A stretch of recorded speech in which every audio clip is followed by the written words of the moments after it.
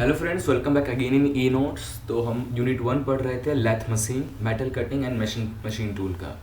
तो अभी तक हमने काफ़ी कुछ लेथ मशीन के बारे में देख लिया। लेथ मशीन काम कैसे करता है, कितने टाइप के लेथ मशीन होते हैं, उसका ऑपरेशंस क्या है, ये सब। ओके ना, अब हम पढ़ने वाले हैं लेथ मशीन ऑपरेशन। ठीक है, जैसे कि टूल को जो फीड कराने का मैकेनिज्म होता है, या फिर टूल को शेप बनाने के लिए जो हम मतलब मेटल को रिमूव करने का, टूल से वर्क पीस का जो मेटल को रिमूव करते हैं, टूल पीस को हमने फीड कराया वर्क पीस में, तो वर्क पीस रोटेट हो रहा था, वर्क पीस का अपर पार्ट जो है मेटल रिमूव होने लगता है।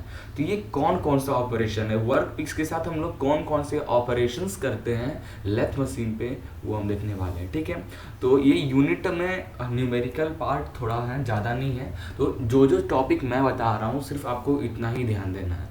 वैसे बहुत बड़ी टॉपिक है लेथ मशीन का, अगर डीपली में जाओगे तो बहुत पढ़ना पड़ेगा, पर जो जो टॉपिक मैं आपको यहाँ पे करा रहा हूँ उतना काफ़ी है एग्ज़ाम्स के लिए। ठीक है, जो न्यूमेरिकल मैं कराऊँगा, एक दो न्यूमेरिकल ही मैं आपको बताऊँगा, उसी से रिलेटेड आपको भी न्यूमेरिकल की प्रैक्टिस करनी होगी उसी टॉपिक पे, अदरवाइज न्यूमेरिकल्स नहीं बनते हैं उतना। ठीक है, तो चलिए शुरू करते हैं। Now lathe machine operation. ठीक है, तो जैसे कि मैंने आपको बताया था, टर्निंग, फेसिंग, ग्रूविंग, बोरिंग और ड्रिलिंग, और भी बहुत सारे हैं, हम डिस्कस करेंगे, बट जो मेन है ये हमारा पांचों जो है ये मेन है। ठीक है, जैसे कि ये क्या है, हमारा चक है, चक में हमारा वर्क पीस ये लगा हुआ है, और ये हमारा है टूल। ठीक है, अभी टूल को क्या करो, देखो इसका ये जो हमारा वर्क पीस है, इसका अपर लेयर, मतलब देखो यहाँ पे ये आपको क्रॉस सेक्शन अलग अलग दिख रहा है। अलग अलग क्रॉस सेक्शन इसलिए दिख रहा है क्योंकि टूल यहाँ से पहले एक ही यही क्रॉस सेक्शन पूरा यहाँ तक था। ये टूल को जैसे मैंने फीड कराया 1 mm पे, तो 1 mm का ऊपर का पूरा मेटल रिमूव कर दिया और ऐसा क्रॉस सेक्शन हो गया, इसलिए आपको ये वर्क पीस ऐसा दिख रहा है 2 क्रॉस सेक्शन में। ठीक है, इसे हम बोलते हैं टर्निंग।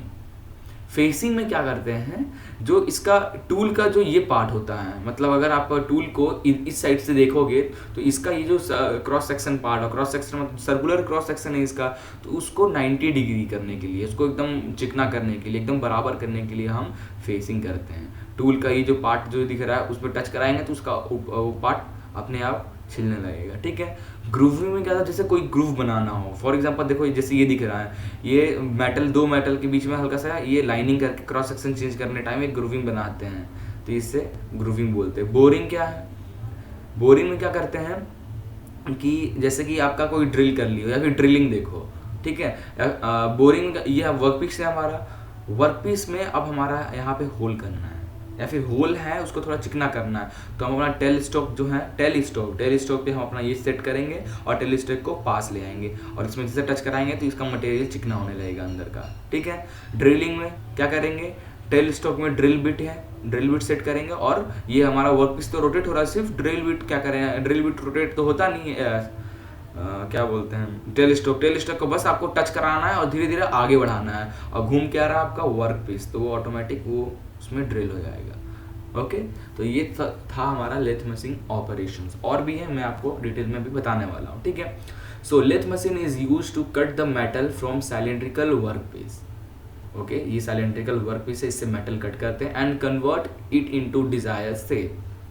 ठीक है, it turns the cylinder workpiece and during turning a sharp edge cutting tool introduced which cut the metal. Its working can be described as follow.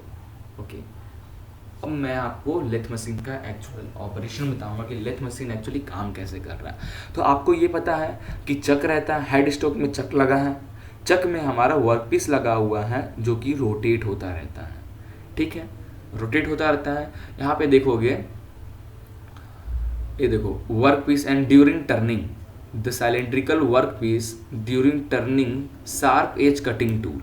जब ये टर्न होता रहता है तो एक शार्प एज का, मतलब एकदम नाइफ के एज का, शार्प एज का हम टूल लाते हैं, उसमें फीड कराते हैं, जिससे हमारा क्या होता है, मेटल उसका ऊपर से रिमूव होने लगता है और जो शेप हम चाहते हैं वो शेप हमें मिल जाता है। तो यहाँ पे जो प्रोसेस है लेथ मशीन ऑपरेशन का, ये वही लिखा हुआ है। क्या लिखा है लेथ मशीन ऑपरेशंस में, a cylindrical work piece fix to the chuck. ठीक है, वर्क पीस, हम सिलेंड्रिकल वर्क पीस लिए और उसको हमने चक में सेट किया। अ चक में हैव 3 जॉ और 4 जॉ अकॉर्डिंग टू रिक्वायरमेंट।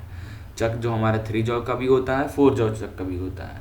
ठीक है, ये 3 जॉ चक और 4 जॉ चक अगर आपको अभी नहीं समझ में आ रहा है तो आगे में जब 1 बाई 1 जब पार्ट्स के बारे में डिस्कस, होल्डिंग पार्ट्स के बारे में डिस्कस करेंगे तब हम चक के बारे में डिस्कस करेंगे। ठीक है, तो हम वहाँ पे चक को आपको मैं स्पेशली समझाऊंगा ये 4 जॉ 3 जॉ होता क्या है।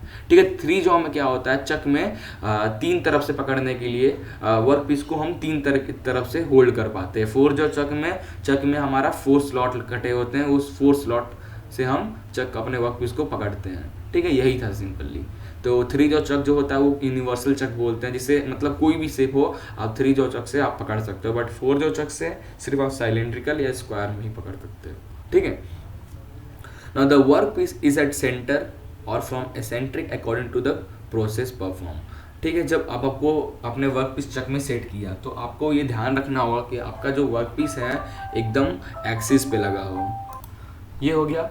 अब सेकेंड जो प्रोसेस है, the spindle start to rotate and set it at desired speed. The spindle speed plays a huge role during cutting. The spindle rotates the chuck and work piece. अब देखो आपके head stock में जो आपका ये head stock है, ठीक है, यहाँ पे आपके ये लगे हुए हैं, इससे आप स्पीड कंट्रोल करते हो। ठीक है, और यहाँ पे आपका लगा हुआ है, ये अंदर लगा रहता है स्पिंडल और यहाँ पे लगा हुआ है चक। ठीक है, और ये स्पिंडल पे एक्सिस पे हमारा वर्क पीस जो है सेट होता है। ओके, तो अब ये स्पिंडल स्टार्ट होता है और इसमें यहाँ पे गियर मैकेनिज्म लगा हुआ है। ठीक है, और यहाँ कहीं मोटर लगा होता है, मोटर से ये कनेक्ट होता है। ठीक है, मोटर स्टार्ट हुआ, गियर स्टार्ट हुआ, इस गियर के कारण आप जैसे गियर बॉक्स लगा हुआ है, आप स्पीड कंट्रोल किए, जितना स्पीड चाहते हो उतनी स्पीड से आप रोटेट कर रहे हो और ये चक रोटेट हो रहा है, चक पे आपने वर्क पीस किया, वर्क पीस रोटेट हो रहा है। अब वर्क पीस रोटेट हो रहा है तेजी से और फिर जब आप इसमें ला के शार्प एज का आप अपना टूल ला के इसमें जैसा टच कराओगे, और जब भी ये नहीं कि टच फीड कराने का एक प्रोसेस होता है, ये नहीं कि आप लो और 4 mm घुसेड़ दो अंदर, तो आपका ये जो है टूट जाएगा यहाँ से। ठीक है, 0.5 to 1.5 सिर्फ आपको चक ये टूल को इतना ही अंदर ढकेलना है एक बार फर्स्ट टाइम में। अगर आपको 10 mm का वो करना है, ठीक है, अगर आपको 10 mm का फीड करना है वर्क पीस में, तो आप एक ही बार में 10 mm पे सेट नहीं कर दोगे। 10 mm का छील दे ऊपर से मटेरियल, आप धीरे धीरे 0.5 करोगे, फिर 0.5 करोगे, फिर 0.5 अंदर करोगे, फिर 1.5 अंदर करोगे, ऐसे करते करते आपको 10 तक आपको कैलकुलेट करना है। समझे, एक ही बार में फीड कर दोगे टूल आपका टूट जाएगा। ठीक है भाई, वो लोहा है, थोड़ा समझिए कैसे आप इतना अंदर फीड कर सकते हैं एक ही बार में। Now check the work piece is turning properly. अब चेक करो कि आपका जो वर्क पीस है वो प्रॉपरली टर्न हो रहा है। If it is not set the work piece using dial gauge. अब अगर आपका वर्क पीस सेट नहीं है एकदम सेंटर पे, तो डायल गेज होता है, उससे आप चेक कर सकते हो कि आपका वर्क पीस सेंटर पे है या नहीं। Now set the tool at desired feed by moving the tool post and carriage.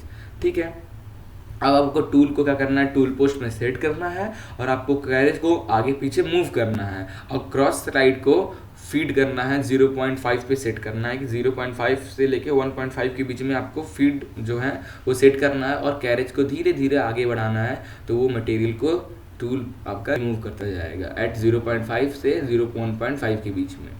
Okay, now all unwanted metal is removed by moving the carriage from horizontally and vertically as desired according to the job requirement। आप जैसा चाहते हो job करने के लिए, वैसा job पे जो आप चाह रहे हो बनाना, उसके हिसाब से आप अपने कैरेज को हॉरिजेंटली या वर्टिकली मूव करना है। आप कहोगे वर्टिकली कैरेज कैसे मूव होगा, हॉरिजेंटली तो मूव हो रहा है लेथ बेड पे, वर्टिकली कैरेज मूव नहीं करेगा। कैरेज पे टूल पोस्ट लगा हुआ है, कंपाउंड रेस्ट लगा है, उसको आप मूव करा सकते हैं अकॉर्डिंग टेपर वगैरह जो भी है। Now lathe can perform turning, boring, chamfering, shaping, facing, drilling, knurling, grooving as known as figure. ठीक है, तो इतने टाइप का आपको जो दिख रहा है ना, एक्चुअल में हम इतने टाइप का लेथ ऑपरेशन पढ़ने वाले हैं। ठीक है, तो चलिए शुरू करते हैं। एक होता है facing, taper turning, taper turning में क्या करते हैं, हम टूल पोस्ट को थोड़ा एक एंगल पे सेट कर देते हैं और 0.5 से 1.5 के बीच में अंदर आगे की तरफ फीड करते हैं, तो उसके हिसाब से ये टेपर करने लगता है। ठीक है, counter turning, form turning, chamfering, cut off, बीच में से स्लॉट बनाना हो तो कट ऑफ, थ्रेड बनाना हो, बोरिंग, ड्रिलिंग, नर्लिंग। ठीक है, तो वन बाय वन हम डिस्कस करेंगे। अब देखो फेसिंग क्या होता है। ठीक है, ज़्यादा कुछ है नहीं फेस, जैसे कि मैंने आपको स्टार्टिंग में ही बताया था। फेसिंग में करना क्या है, ये आपका जो दिख रहा है, ये पार्ट जो दिख रहा है, ये क्या है पता है, ये आपका लगा हुआ है आपके टूल पोस्ट में, ऐसा निब लगा हुआ जो आपके वर्क पीस को सपोर्ट कर रहा है एट सेंटर पे। ठीक है, अब आपका जो ये फेस है, वर्क पीस का जो क्रॉस सेक्शन फेस है, मतलब आप इधर से देखोगे तो वर्क पीस आपका कुछ ऐसा दिखेगा। ठीक है, और अगर साइड से आप देखोगे, इस मतलब जैसे मैं देख रहा हूँ वो देखोगे तो वर्क पीस थोड़ा सा ऐसा ऐसा है, ऊबड़ खाबड़ है इस फेस से। ठीक है, इस फेस से ऐसा ऐसा है। ठीक है, तो इसको एकदम ऐसा करने के लिए, मतलब देखो तो एकदम बराबर हो, ठीक है, देने के लिए फेसिंग करना पड़ता है। तो हम क्या करते हैं, टूल को लाते हैं और ये एकदम बराबर हो जाता है, ये एकदम 90 डिग्री पैरेलल हो जाता है। ठीक है, ये था हमारा facing. This is usually the first step of any lathe operation on the lathe machine. तो जब भी आप वर्क पीस को सेट करोगे तो सबसे पहला काम करोगे आप फेसिंग और दूसरा काम करोगे टर्निंग। ठीक है, the metal is cut from the end to make it fit in the right angle of the axis and remove the marks. ठीक है, इसमें जो मार्क्स रहते हैं या फिर इसको फिट करने के लिए 90 डिग्री पे हम फेसिंग करते हैं। बाकी और भी हैं, आप देख लेना। स्ट्रेट टर्निंग क्या है, ठीक है, मैं आपको सिर्फ समझा रहा हूँ। ठीक है, बाकी जो ये सब टर्म लिखा है आप वीडियो को पॉज करके अगर नोट्स बनाना चाहो तो बना सकते हो। ठीक है, क्योंकि अब मैं एक एक पढ़ के आपको बताने लगा तो बहुत ज़्यादा टाइम वेस्ट होगा। ठीक है, straight turning, straight turning, step turning. Straight turning का मैंने क्या बताया था, मेटल के ऊपरी सरफेस से 0.5 से 1.5 फीट, तो ये इतना कराते हैं पता है, जितना आप चाहते हो। मतलब आप अगर ये हमारा बोले तो ये वर्क पीस हमारा 10 डायामीटर का है।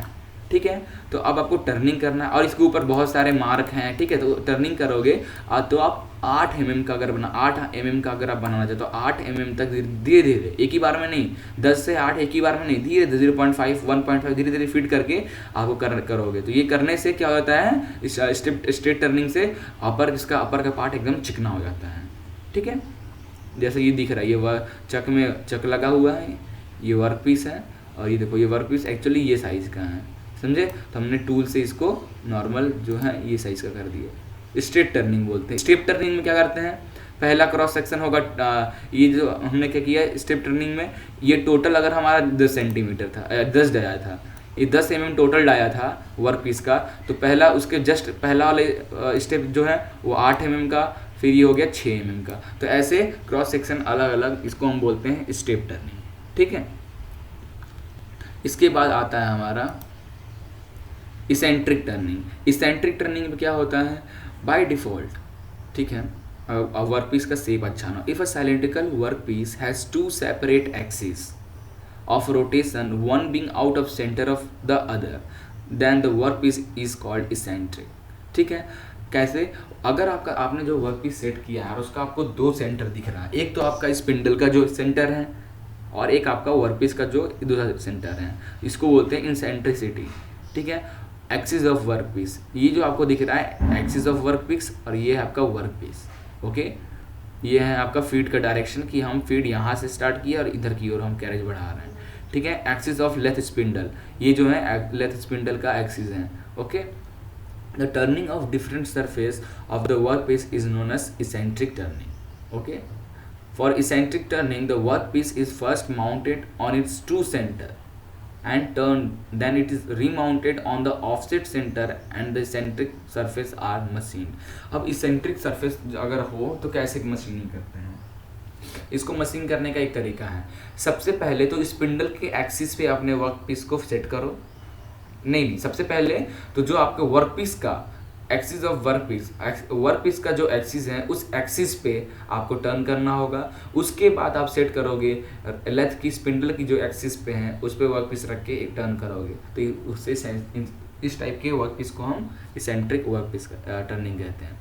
टेपर टर्निंग क्या है, टेपर टर्निंग, ये देखो ये वर्कपीस है और वर्क पीस को क्या किया हमने हमने फीड कितना, फीड 0.5 से 1.5 ही के बीच में करा रहे हैं, बट हमने अपने टूल पोस्ट को क्या किया, एक एंगल पे सेट कर दिया। जैसे ये अपना 45 डिग्री लग रहा है, ठीक है। पहले जो था हमारा टूल पोस्ट कुछ ऐसा था, ठीक है। जैसे ये फिगर बना हुआ मैं वैसे ही बनाने की कोशिश कर रहा हूँ, ठीक है। पहले टूल पोस्ट जो था हमारा कुछ इस तरह का था, ठीक है। पहले टूल पोस्ट ऐसा था और फिर हमने क्या किया, ये हमारा एक्सिस है, ठीक है। अब इससे हमने 45 डिग्री पे टूल पोस्ट को सेट कर दिया। 45 डिग्री पे टूल पोस्ट को हम सेट किए और फीड कितना करा रहे हैं हम, 0.5 से 1.5 के बीच में फीड करा रहे हैं, ठीक है। एक ही बार में नहीं करते, धीरे धीरे कराएंगे, ठीक है।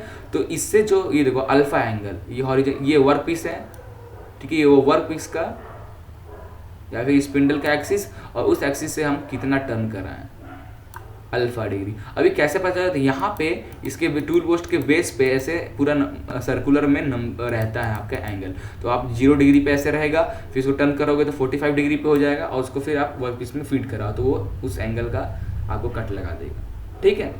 ये था। Now next drilling.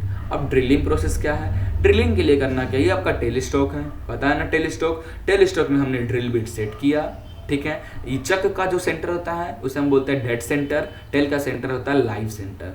चक में हम टेल स्टॉक में हमने ड्रिल बिट सेट किया, वर्क पीस हमारा रोटेट हो रहा है। हम टेल स्टॉक को क्या किए, धीरे धीरे पास लेते हैं, धीरे धीरे, एक ही बार में नहीं, धीरे धीरे हम टच कराए तो ये वर्क पीस धीरे धीरे आगे बढ़ाएंगे अपने टेल स्टॉक को, और ये अंदर ड्रिल करता जाएगा, ठीक है। दैट इज हमारा ड्रिलिंग प्रोसेस। उसके बाद आता है हमारा रैमिंग प्रोसेस। रैमिंग प्रोसेस में क्या करते हैं, जैसे बाय डिफॉल्ट आपने ड्रिल कर लिया, ठीक है। अगर आपको अंदर थ्रेड वाला ड्रिलिंग चाहिए तो आप एक थ्रेड का, आप इसमें उस थ्रेड का आप यहाँ अंदर में आप उस थ्रेड को अंदर घुसाओ तो उस शेप का थ्रेडिंग हो जाएगा आपके वर्क पीस के अंदर। बट कभी कभी हम चाहते हैं कि अंदर से चिकना हो, तो अंदर से चिकना हो तो उसके लिए क्या करते हैं, हम ये रेमर यूज़ करते हैं। ये आपका है रेमर, इसके ऊपर ये साफ्ट है, इसके ऊपर छोटे छोटे से कट्स बने होते हैं, ठीक है। बहुत कम अमाउंट में मटेरियल को रिमूव करता है जिससे फिनिश आता है, ठीक है। तो हम उस होल के अंदर ये रेमर को धीरे धीरे धीरे धीरे अंदर की ओर ढकेलते हैं टेल स्टॉक में फिट करके, तो उसको अंदर से चिकना कर देता है, दैट इज रेमर। बोरिंग क्या हुआ, it is an operation which is employed for machining internal surface। internal surface को अगर आपको मशीनिंग करना हो तब हम बोरिंग यूज करते हैं, hence also called as internal turning। एक तरीके से हुआ इंटरनल टर्निंग। ये देखो इसमें टूल लगा हुआ है, टेल स्टॉक में है, ये बोरिंग बार है, इसमें एक टूल लगा हुआ जो अंदर से फिनिश कर रहा है, ठीक है। That is boring. Generally a single point solid boring tool is use for the purpose. Single point tool हम सेट करते हैं, वो अंदर से उस वर्क पीस को वो करता है। नर्लिंग प्रोसेस में क्या करते हैं, ये होल्डर है, टूल पोस्ट में हम ऐसा होल्डर, जो ये हमारा जो टूल है, ऐसा टूल हम लगाते हैं, ठीक है। ये टूल के आगे एक यहाँ पे सर्कुलर आपका बियरिंग टाइप का लगाता है, इसके ऊपर ऐसा डायमंड नर्लिंग टूल, ये डायमंड नर्लिंग टूल इसलिए बोल, देखो outer surface of some component such as dumbbells, handles, measuring instrument and tools and gauges etc are generally provided with rolled impression on them, ठीक है। तो बहुत सारे आप देखोगे या फिर अपने जिम करते होगे तो जो जिम का हैंडल है तो बीच में ऐसा कुछ इस पे सर्कुलर एक पैटर्न बना रहता है, और ग्रिप बनाने के लिए होता है, हाथ में ग्रिप बने, तो उसके लिए हम क्या करते हैं, ये टूल है, टूल को हम इसमें नॉर्मली फीड करा दिए, ठीक है। The operation this depression are provided for better grip as compared to smooth surface। क्या लिखा है, इंडेशंस are known as knolls and the corresponding surface is known as nulled surface, okay। the operation performed for producing this nulled surface is called knurling, ठीक है। तो अब हम इस tool से इसमें जैसे इसको फीड कराएंगे तो उस पर इंप्रेशन छोड़ने लगेगा आपके वर्क पीस पे, ओके। Now thread cutting. अब थ्रेड कटिंग आ गया। अब देखो टेपर, जो हम लोग टेपर पढ़े हैं, ठीक है, ये जो टेपर पढ़ा है टेपर टर्निंग, अब इस पे कुछ न्यूमेरिकल्स बोलते हैं, कितने एंगल पे हम ये टर्न, अल्फा कितना होगा, तो वर्क पीस पे कितना पार्ट रिमूव होगा, उसकी थिकनेस क्या होगी, ये सब हम एक न्यूमेरिकल है, ये करेंगे। अब इतने स्पीड से रोटेट हो रहा है, ये सब वगैरह, ठीक है, ये सब हम न्यूमेरिकल लास्ट में सॉल्व करेंगे, ओके। हम कहाँ थे, थ्रेड कटिंग। अब थ्रेड कटिंग क्या है, बहुत ईजी प्रोसेस। थ्रेड कटिंग का एक्चुअल जो है मेन कॉन्सेप्ट, थ्रेड कटिंग हमारा होता है एक्चुअली लीड स्क्रू से। लेथ मशीन में लीड स्क्रू कहाँ लगा होता है, चलिए एक बार लेथ मशीन देख। ये आपका कैरेज है, ये कैरेज आपका ये जो पार्ट है, ये जो आपको ये दिख रहा है ये स्मॉल वाला, ये है लीड स्क्रू, ठीक है। नॉट ये देखो, ये चिकना है, ये है, यही हो, ये तीनों में से कोई, हाँ, फीड रॉड लीड स्क्रू, ये ऊपर वाला जो है ये हमारा लीड स्क्रू। इस पे क्या रहता है, जैसे ये दिख रहा है आपको, लीड स्क्रू पे हमारा थ्रेड बना होता है, तो उस थ्रेड पे हमारा कैरेज आगे पीछे मूव होता है, ठीक है। अब थोड़ा सा हम मेन पे देखते हैं, ठीक है। अब देखो ये लीड स्क्रू पे थ्रेड कटा हुआ है, ठीक है, हो गया। अब देखो चेंज गियर्स, अब क्या, ये आपका गियर लगा हुआ है वर्क पीस, एक गियर, दो गियर, तीन गियर है, ठीक है। तो जो हम लोग जब भी थ्रेड कटिंग करते हैं ना, तो मैनुअली नहीं करते हैं, हम लोग ऑटोमेटिक करते हैं। मैनुअली करेंगे तो जो पिच होता है, मतलब जैसे कि ये आपका साफ्ट हुआ, तो ये थ्रेड का एक पिच, एक ये दूसरा, ये तीसरा, ऐसे थ्रेड कटेगा ना, तो इनके बीच का जो डिस्टेंस है, अगर हम मैनुअली करेंगे, हाथ से अगर कैरेज को आगे बढ़ा रहे हैं, तो हो सकता है कहीं झटका लगा और तेज़ी से बढ़ गया, तो इससे क्या हो जाएगा, आपका डिफॉर्म हो जाएगा आपका थ्रेड। एक थ्रेड इतना डिस्टेंस पे, एक थ्रेड इतना डिस्टेंस पे, एक थ्रेड इतना डिस्टेंस पे, ऐसे होते जाएगा, ठीक है।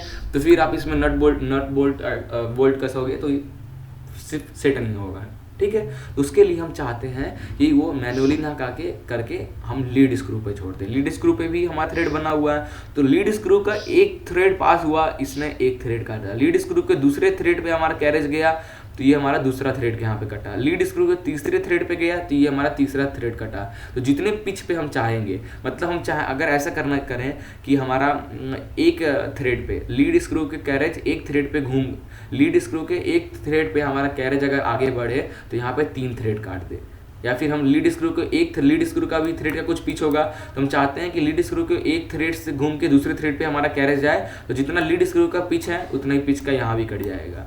या फिर हम ऐसा कर सकते हैं, लीड स्क्रू के एक थ्रेड पे हम यहाँ पे 4 थ्रेड काट दें, ठीक है। तो ऐसा सेट करना पड़ता है आपको। यहाँ पे एक नट होता है कैरेज में, तो उसको टाइट या ढीला करके आप उसके हिसाब से सेट कर सकते हैं, ठीक है। और ये ऑटोमेटिक करना हो, तो ऑटोमेटिक करने के लिए क्या हो, यहाँ पे एक आप बटन दबाओगे, ठीक है, तो आपका जो लीड स्क्रू है, लीड स्क्रू में आपका ये गियर बीच में आ जाएगा, जो स्पिंडल जिससे रोटेट हो रहा है, तो उससे ये गियर और फिर ये आपका लीड स्क्रू भी घूमने लगेगा। तो लीड स्क्रू जैसे जैसे घूमने लगेगा, तो आपका कैरेज भी आप टाइट कर दोगे उसके हिसाब से। तो कैरेज ज़्यादा टाइट कर दोगे तो तेज़ी से आगे की ओर आने लगेगा, हल्का सा टाइट कर दो तो धीरे धीरे आपका एक एक करके आपका कैरेज आगे की ओर आएगा, उतना यहाँ पे थ्रेड कटते जाएगा। तो थ्रेड मैकेनिज्म ये है। लीड स्क्रू पे पूरा डिपेंड करता है कि आपका कैरेज मूव करेगा, और कैरेज मूव करेगा तो आपका टूल पोस्ट मूव होगा, टूल पोस्ट मूव होगा तो उसके अकॉर्डिंग यहाँ पे थ्रेड कटेगा, ठीक है। तो ये था हमारा करने का। अब पार्टिंग ऑफ कौन सा ऑपरेशन, पार्टिंग ऑफ में कुछ नहीं करते हैं, जैसे कि एक वो है, ठीक है। बाकी यहाँ पे लिखा हुआ आप देख सकते हो। पार्टिंग वर्क क्या है, मैं वहाँ ना बता के आप नोट कर रहोगे। ये साफ्ट हुआ, हम चाहते हैं ये साफ्ट यहाँ से 2 पार्ट में बट जाए, 2 पार्ट में ना बट के यहाँ का थिकनेस बहुत कम हो जाए। तो इसके लिए हम पार्टिंग टूल लेते हैं, और ऐसे ये वर्क पीस को इधर से भी होल्ड करते हैं, टेल पुश इधर से भी होल्ड करते हैं, इधर से भी होल्ड करते हैं, और बीच में हम पार्टिंग टूल को फीड कराते हैं। तो क्या होता है, कुछ हमारा ऐसा बन जाता है, ठीक है। वर्क पीस हमारा कुछ ऐसा बन जाएगा, ठीक है। 2 पार्ट में हो गया, 1 पार्ट 2 पार्ट, ठीक है। तो इसे हम बोलते हैं पार्टिंग ऑफ। अगला है हमारा चैम्फरिंग। चैम्फरिंग क्या है, ये देखिए, हम एक साइड से फेस से एक टर्न देते हैं। क्यों देते हैं, आइए देखते हैं।